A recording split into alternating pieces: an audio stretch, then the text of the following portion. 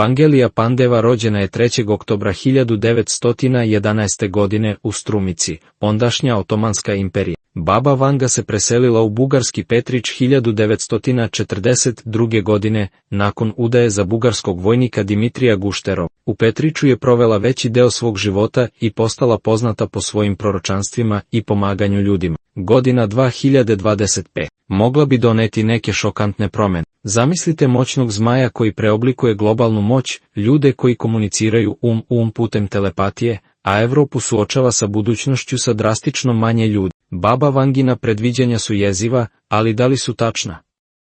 Ovo su predviđanja Baba Vange za 2025. Mislim da Baba Vanga nije bila naklonjena mitološkim stvorenjima, ali je pričala o jednom citatu, koji je došao na moć u svetu. Ipak, ne ona ljuskava vrsta koja diše vatru. Zmaj kojeg je opisivala bio je mnogo metaforičniji. Mnogi veruju da ovaj navodni zmaj predstavlja moćan savez između tri zemlje, Rusije, Indije i Kine. Baba Vanga je govorila o sili koja će ujediniti ove nacije, stvarajući moćan blok koji bi mogao da dominira svetom. Sa kopnenom i vojnom snagom Rusije, rastućom tehnološkom industrijom Indije i kineskom ekonomskom moći, lako je vidjeti kako bi savez između njih mogao da izazove prilično talasan efekat.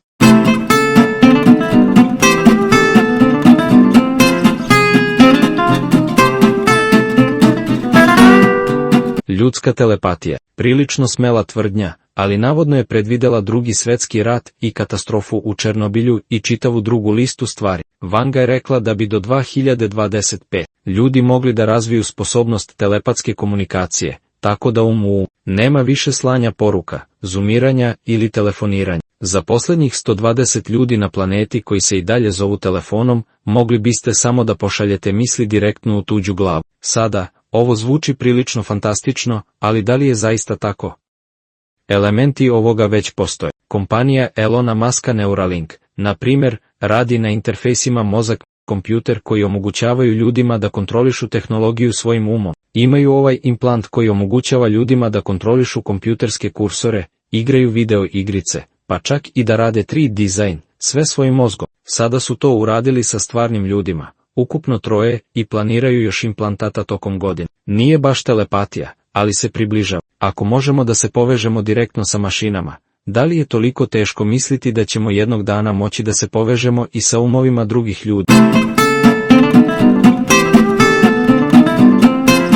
Doniranje organa. Baba Vanga je predvideo da će 2025 biti godina kada ćemo napraviti ogromne skokove u laboratorijskim organima. Neće više biti čekanja na donore organa ili brige o pronalaženja poklapanja. Umjesto toga, naučnici će moći da uzgajaju organe u laboratorijama i isporučuju ih ljudima kojima su potrebni. Laboratorijski uzgojeni bubrezi, srca, pluća, šta god vam treba. Još nismo tamo, ali smo prilično blizu.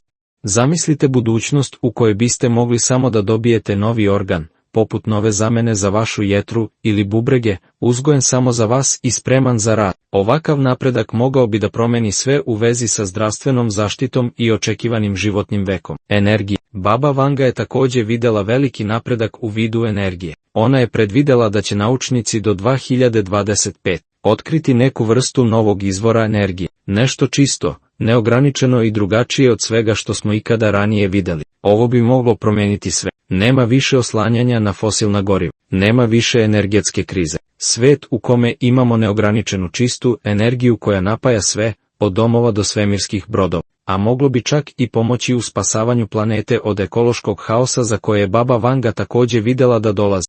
1. Tehnologija. Ipak, na kraju, Baba Vanga je napravila prilično jezivo predviđanje o budućnosti tehnologije, posebno oko veštačke inteligencije i automatizacije. Predvidjela je da će do 2025, a i dostići nivo na kojem bi mogla značajno poremetiti ljudsko društvo, potencijalno čak dovesti do zamjene mnogih ljudskih poslova, kao da se to već nije dogodilo. Ovo predviđanje je, naravno, danas veoma relevantno. Kako vidimo da se veštačka inteligencija i tehnologija automatizacije razvijaju brzinom sa kojom jednostavno nismo opremljeni da idemo u korak. Već vidimo da se veštačka inteligencija koristi u svemu, od usluga korisnicima do naprednog istraživanja, pa čak i kreativnih polja kao što su pisanje i generisanje umetnosti. Ono što je Vanga predvidela jeste da će uspon mašina sposobnih da obavljaju posao koji su nekada obavljali ljudi imati veliki uticaj na društvo. Kako mašine postaju sve sofisticiranije, ljudski radnici će se naći raseljeni u industrijama kao što su proizvodnja,